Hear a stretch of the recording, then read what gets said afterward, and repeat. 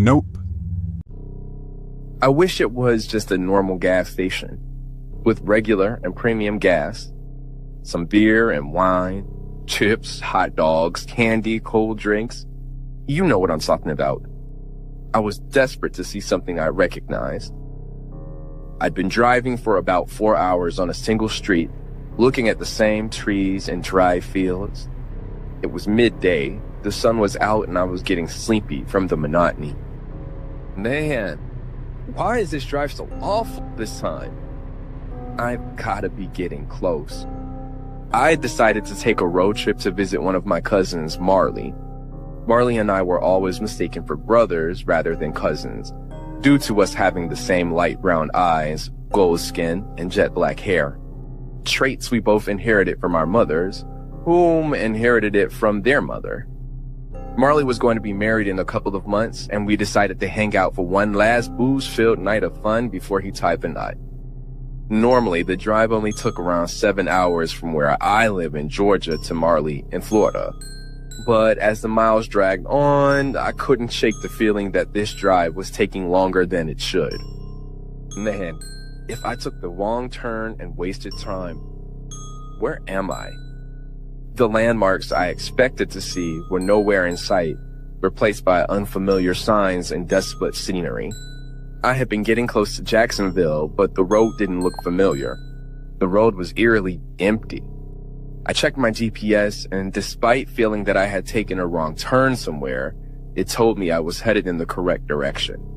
Resigned to pushing through, despite my feelings of unfamiliarity, I kept at a steady speed down the road until moments later when I saw a gas station that looked to be new. Immediately, I began to feel odd because it seemed deserted.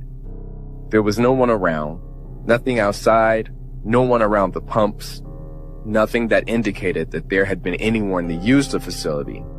I looked down at my phone's GPS to see if I had made a mistake when I put my cousin's address in, and that's when I saw a shadow pass by in my peripheral view. I looked up, and to my amazement, the gas station was full of people. There were cars at pumps, people standing around talking to each other. There were children walking out of the gas station with snacks. I could only stare at all of the movement. A moment ago, there was no one. Now it would appear I'd crashed the tailgating event. My heart began beating out of my chest. I was aware of each breath I was taking. What is going on? I pushed the ignition button to start my car and leave. Fear began to take over my body. I was doing all I could to hold it together, but I was freaking out internally. Oh man, I know no one was here when I pulled in. Bro, I am not crazy. The voice in my head was non-stop. I put my car in reverse and got ready to back out. But then I realized I didn't hear anything. My car wouldn't start. I pushed the ignition button again. Nothing. I pushed it again and again. Nothing. Loud silence. What the hell is going on? All right, man, don't panic. I can figure this out. Something is not right. I grabbed my phone and hit Marley's name and called. Distance-wise, I'm closer to him than anyone back home. He can get to me the fastest. 2 hours max, if not less. The line rang and rang. I put the phone on speaker and sat it in the passenger seat to listen to it ring and be able to grip my steering wheel and hit the ignition button again. Still nothing. No, I'm not gonna panic. I'm not. I began hitting the steering wheel and anchor. A tap at my window made me stop. Standing outside my window with a Twix in one hand was a young-looking guy.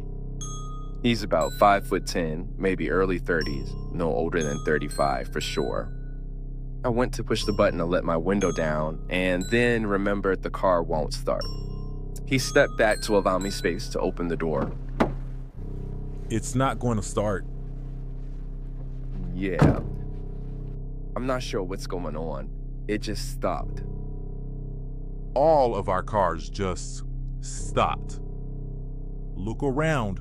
Everyone here. None of our cars are working. I looked around, and he was right.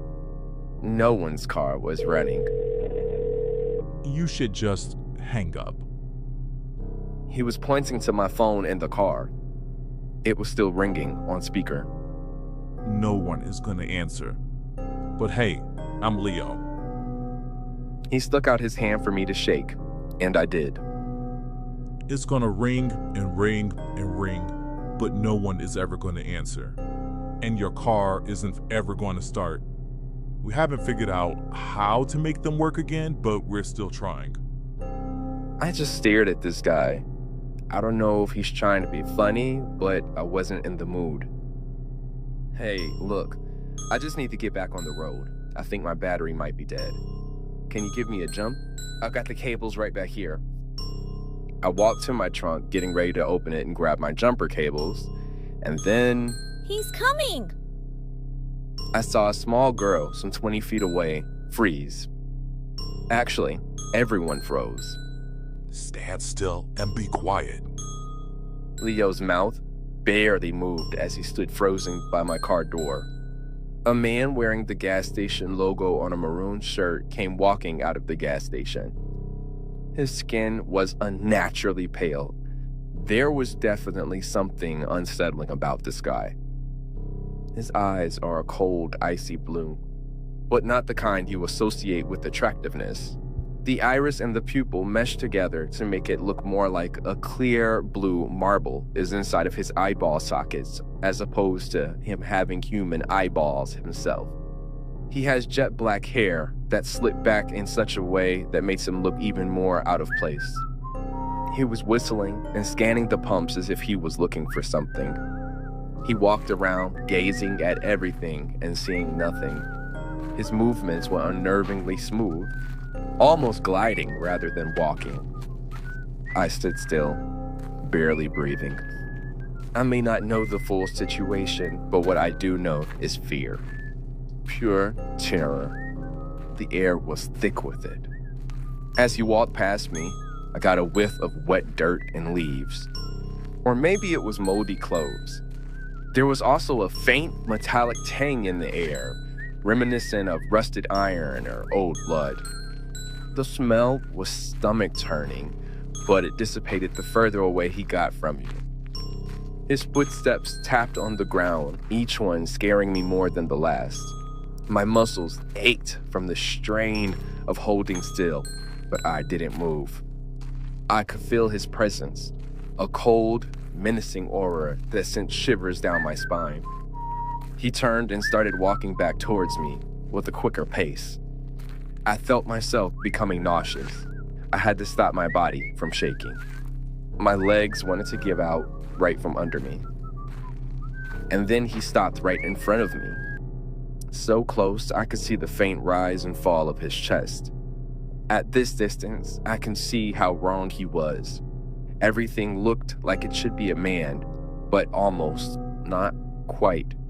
Everything was just a little wrong. And of course, the smell. I held my breath, praying he wouldn't notice me.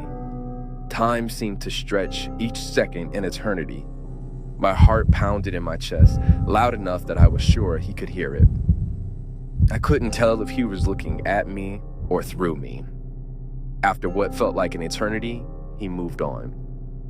I let out a slow, controlled breath, my body trembling with fear. After another 5 or so minutes, the whistling man went back into the gas station. What the hell just happened? I looked over at Leo, who was doubled over with his hands on his knees, taking really big, deep breaths. That is the gas station attendant.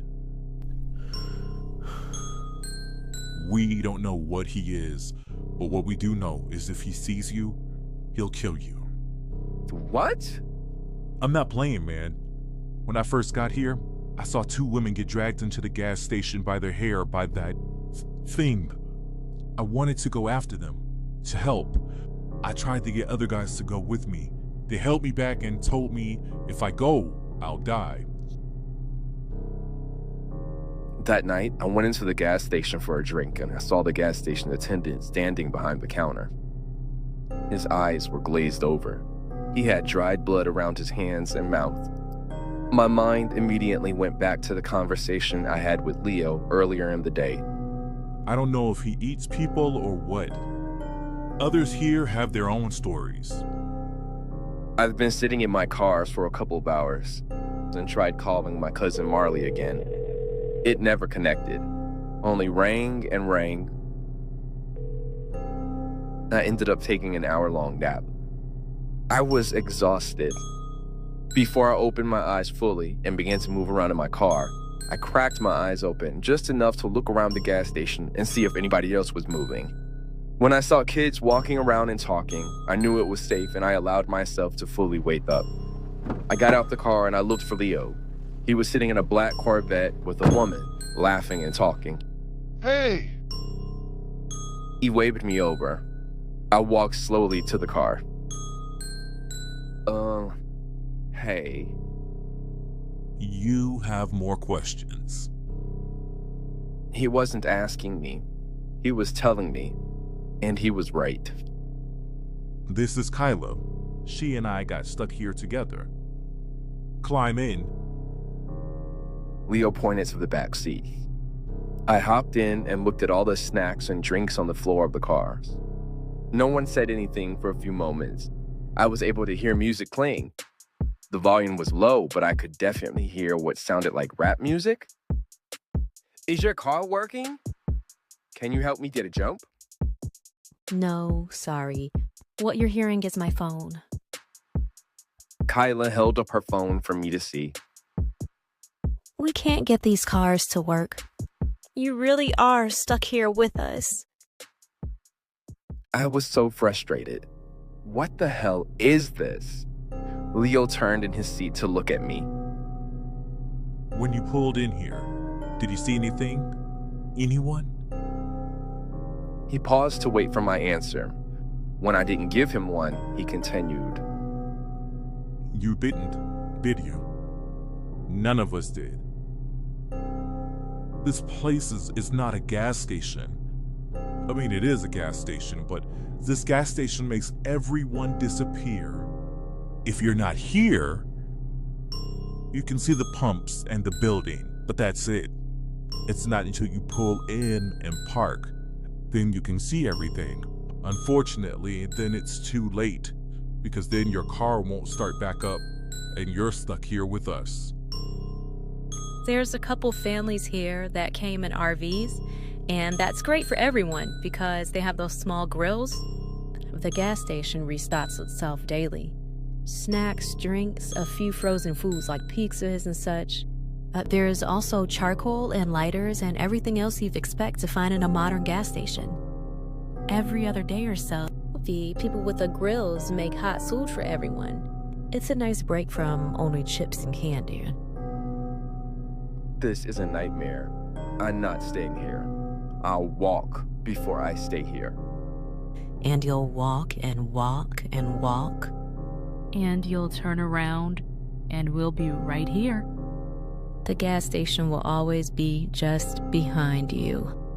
A few guys tried to walk away backwards, you know? Keep the gas station in sight while backing away.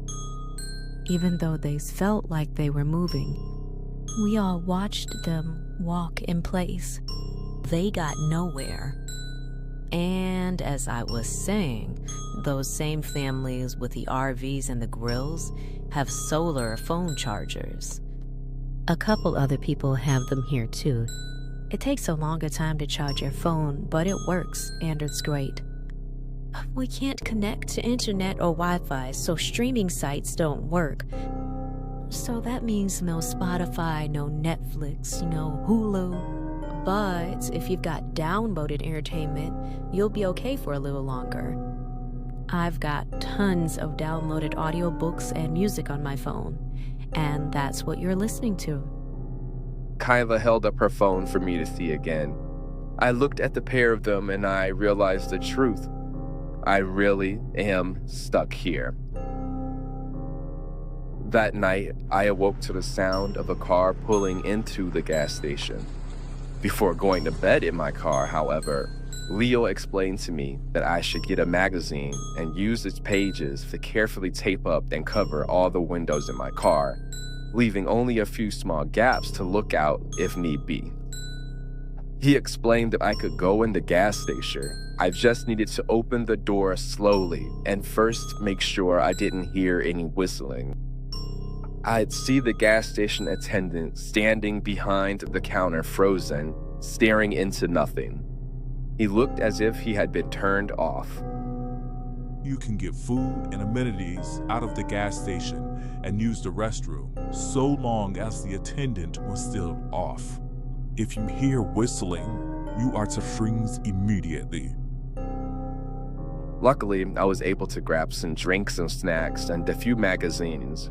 I charged my phone for an hour or so on the solar charger, and even though my phone only made it to 71%, I was content. Hello? I heard a male's voice yell, followed by the sound of a car door closing.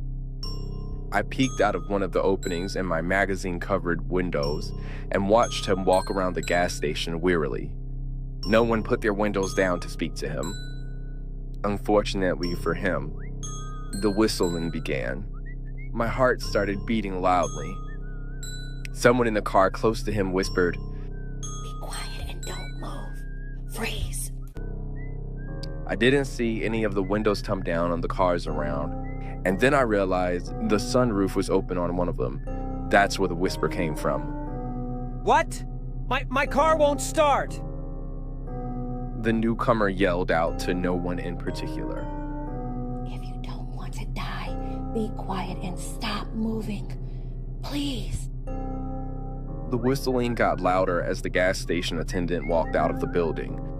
He stood still and scanned over all the cars, just looking. Hey, buddy! I don't know what's going on here. I need help starting my car. The newcomer shouted as he turned to face the attendant. The gas station attendant continued to whistle loudly and walked towards the newcomer with his fingers twitching in anticipation. The attendant reached the man quickly and stood directly in front of him, menacingly. The new guy took a step back, obviously realizing his mistake. Relax, buddy. I'll get... Whatever he was going to say was cut short by the attendant. In one swift, brutal motion, the whistling man's hand darted forward. His fingers curled around the man's eye. A sickening pop echoed throughout the alley as he plucked the eyeball from its socket. The man screamed, piercing the night. The whistling man held up the eye, examining it with a twisted fascination before bringing it to his mouth. He bit down, the crunch resonating in the stillness, and a grotesque satisfaction spread across his face. Babe? Now a woman was getting out of the car. The windows on the car were mirror-tinted. I had no idea he wasn't alone. I wanted to scream out to her, to make her be quiet and run, but I knew not to. The sound of my heartbeat in my ears was replaced by the sound of my breathing. A blood-curdling scream came from the man's throat. Squinting and still watching through the gaps in my magazine window of my car, I saw the attendant snatch the man's other eye out and eat it.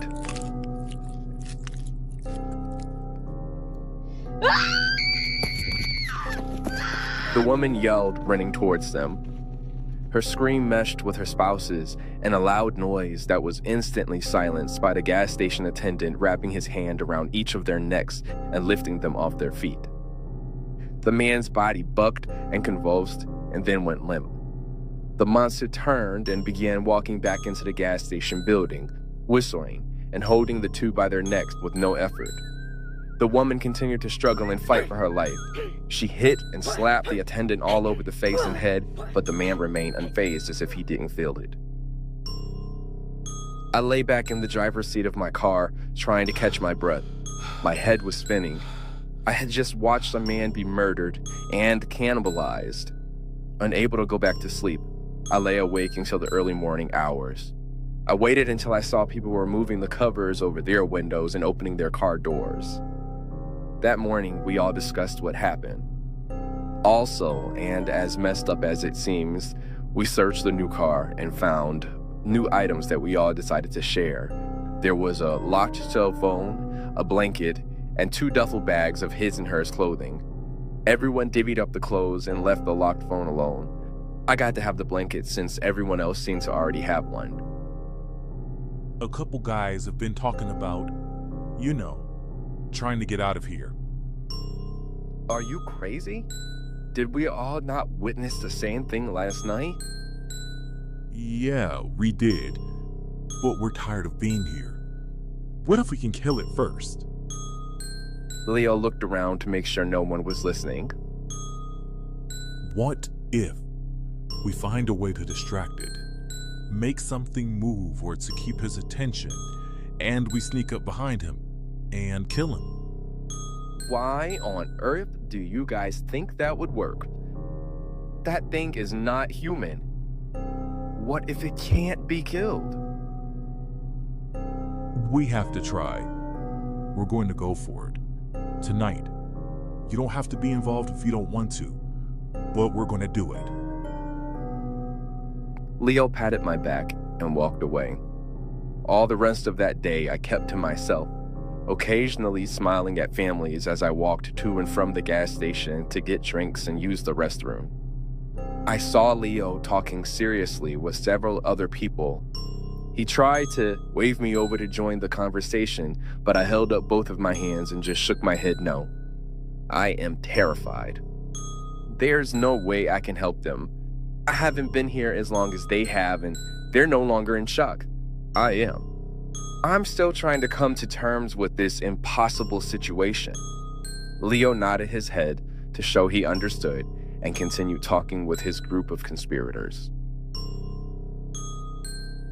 That night came faster than I was ready for. Everyone packed up their things and put their shades up in their vehicles. Leo walked over and leaned his back against my car. I can't lie. I'm scared. And Kyla? Is she helping too? Leo put his head down and started nodding. Yeah, she is. She's gonna tie a string around one of the kids' toys. When it's time, she's gonna pull the string and drag the toy along the ground. She's gonna keep the car door cracked open so she can do it from the safety of being inside the car.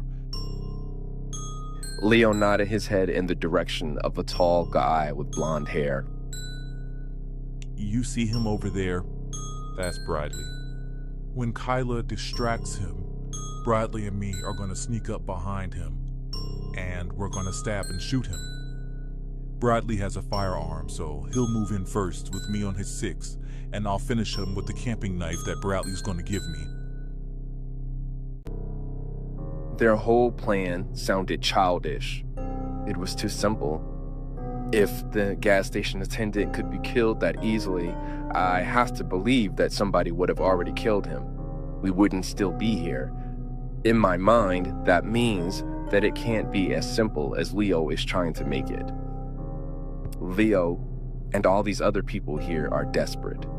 These are the ideas of desperate people.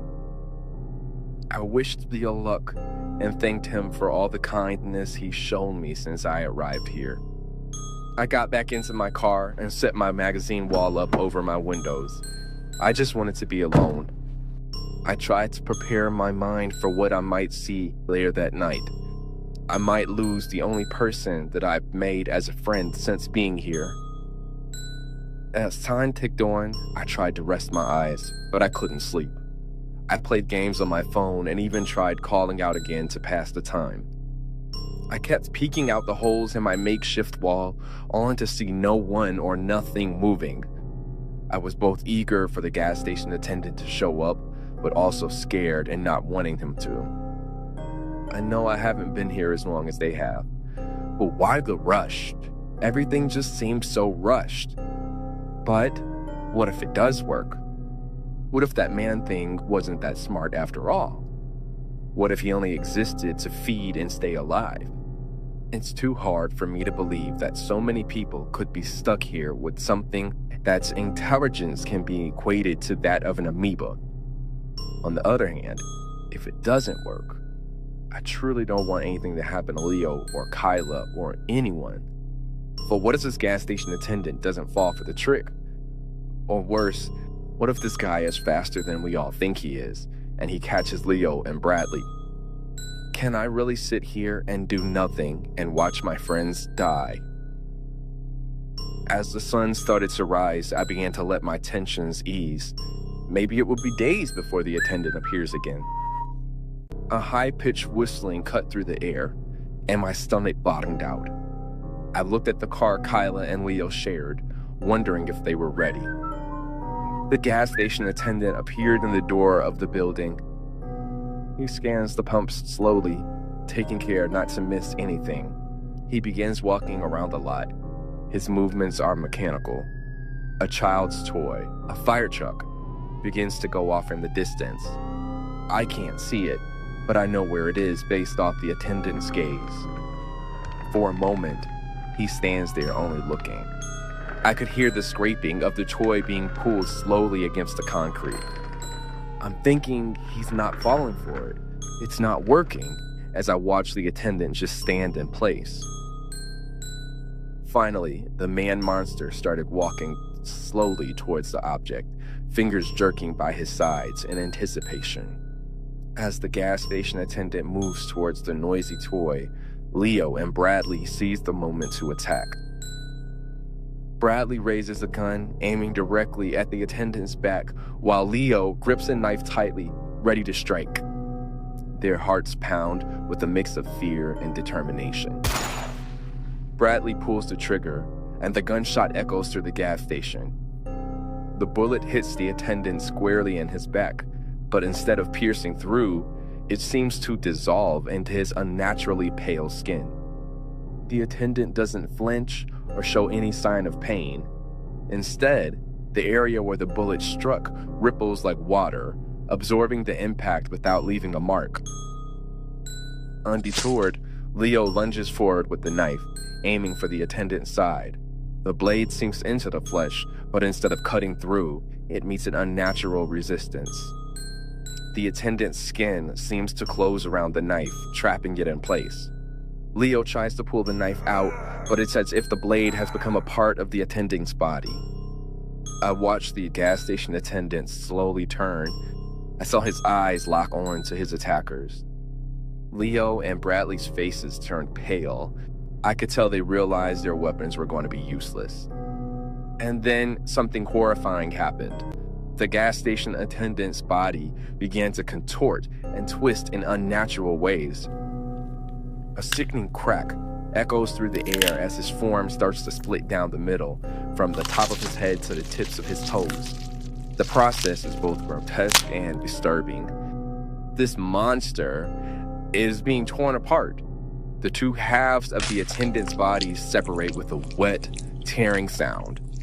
It all happens in a matter of seconds. Each half starts to pulsate and writhe, as if something within it is struggling to break free.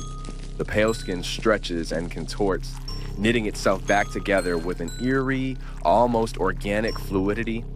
Muscles and bones realign and regenerate at an alarming rate. The attendant's eyes remain fixed and unblinking, their cold gaze never wavering. Within moments, the two halves have fully reformed into two identical versions of the attendant, each one looking like a perfect replica of the other. Leo takes several steps back and yells for Bradley to run, but he doesn't. Leo runs off to the back of the gas station where he can no longer be seen. Bradley is still standing there, terrified. One of the attendants turns to the fire truck that is still making noises and moves towards it. The other attendant latches on to Bradley's hair and lifts him off of his feet. The attendant gives Bradley a quick jerking fling, as if he's merely a shirt you've dropped on the floor and you flick clean to get any dirt off.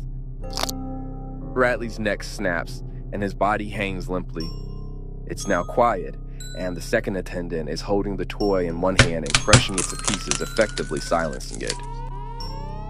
I look around the yard, over to the car where Kyla is in. I'm wondering, can she see what's going on? Can anyone else see everything that's just happened? Bradley has just been killed in front of our eyes. He drops Bradley's body to the ground with a thud and begins whistling again. He does not move. He only stands there and whistles and looks down at his prey. The other gas station attendant walks over to the first one and stands next to him. As the two identical gas station attendants stand side by side, a chilling transformation begins. One of the attendants turns towards the other, its eyes locking onto its twin with a predatory hunger. Without warning, it lunges forward, its mouth opening impossibly wide, with rows of sharp, glistening teeth. At this point, I want to throw up. At this point, I am so profoundly confused as to what I'm looking at, and also terrified, and I just know my life is about to end. Whatever it is can multiply. It can be however many it needs to be. It's going to multiply and devour this whole lot. I suddenly have a fear they can see me through my magazine wall. I sink lower into my seat, still watching them. The other attendant does not resist. Instead, it stands really still, as if it's accepting its fate.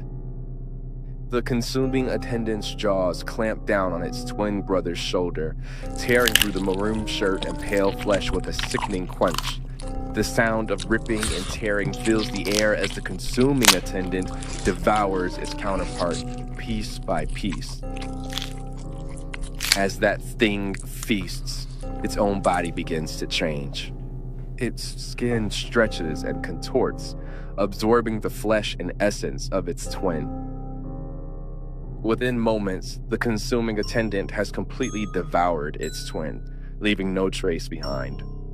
The transformation is complete, and that monster stands as one man again.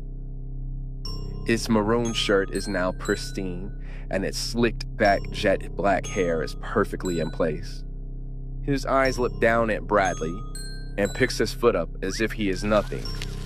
Whistling, he begins to walk back into the gas station, dragging the body of our friend. It's been weeks now. Honestly, I can't say how many. Leo, although he is glad to be alive, hasn't said much since then. Kyla seems to be able to get him to talk the most, but he's definitely not the same. We've all decided to never try anything like that again. Each day, I become closer with my new family. I've begun to get used to my new community of fellow doomed motorists. I don't think I'll ever leave here. When I get tired of grilled frozen pizzas and snacks, I'll meet the gas station attendant willingly. If you're ever on a long stretch of road and see an empty gas station, don't stop. If you can keep going, do. I won't say you'll end up like me, but you might.